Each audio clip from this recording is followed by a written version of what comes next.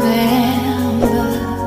Si Dame Olivia Newton-John, na mas nakilala bilang Olivia Newton-John, ay isang British at Australian singer at actress. Siya ay 4 na beses na nagwagi ng Grammy Award. Siya ay ipinanganak noong September 26, 1948 sa Cambridge, England. Si Olivia Newton-John ay nagmula sa isang pamilya ng mga mang-aawit. Noong kanyang kabataan, nagsimula si Olivia bilang isang mang-aawit sa mga lokal na mga palabas at mga kompetisyon sa Australia. Noong 1971, lumabas ang kanyang unang studio album na If Not For You, na naglalaman ng mga sikat na kanta tulad ng If Not For You, Pat Banks of the Ohio. Ang album na ito ay nagtampok sa kanyang tunog na folk pop at nagbigay daan sa kanya upang makilala bilang isang magaling na mang-aawit. Sa mga sumunod na taon, naging matagumpay si Olivia sa industriya ng musika. Naglabas siya ng mga hit songs tulad ng I Honestly Love You,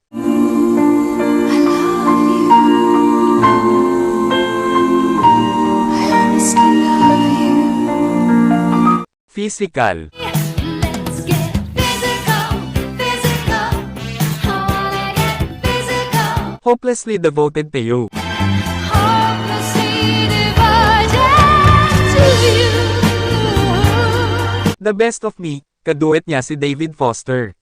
So many years gone, still I remember. Rest Your Love on Me, kaduet naman niya si Andy Gibb. Maybe you don't know me any more than I know you.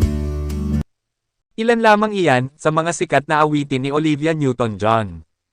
Ang kanyang mga kanta ay nagtamo ng mataas na ranggo sa mga chart sa buong mundo at nagdulot ng kanyang internasyonal na kasikatan.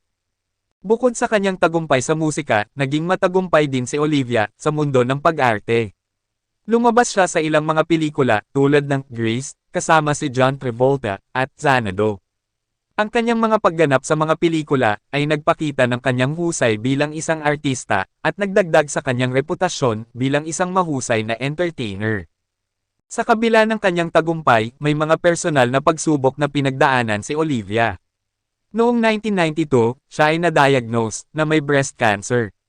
Sa pamamagitan ng kanyang pagiging tapat at determinasyon, lumaban siya sa sakit at naging isang tagapagtaguyod ng kamalayan sa kalusugan, partikular na sa mga isyu ng breast cancer.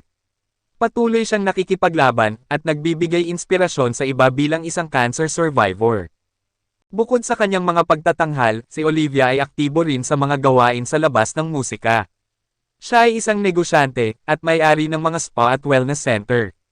Bukod dito, siya rin ay isang environmental advocate at nagtatag ng Olivia Newton-John Cancer Wellness at Research Center sa Australia. Subalit, noong August 8, 2022, si Olivia Newton-John ay napabalitang pumanaw dahil di umano sa mga komplikasyong dulot ng kanyang breast cancer. Siya ay pumanaw sa edad na 73 taong gulang. Ang kanyang mga labi ay di umano'y inilagak sa Santa Ynez, California, USA. Ang balitang ito ay nagdulot ng kalungkutan sa industriya ng musika at showbiz, at maraming mga tagahanga at kapwa-artista ang nagpahayag ng kanilang pagdadalamati at nagbigay pugay sa kanya. Ang pagpanaw ni Olivia Newton-John ay naging isang malaking kawalan sa mundo ng musika at pag-arte. Ang kanyang husay at kontribusyon sa industriya ay mananatiling bahagi ng kanyang alaala at pamana. Mahalaga na bigyang pugay at igalang ang kanyang naging kontribusyon sa larangan ng musika at pag-arte, pati na rin ang kanyang laban at determinasyon bilang isang survivor ng cancer. Ang kanyang legasiya ay mananatili bilang inspirasyon sa maraming tao.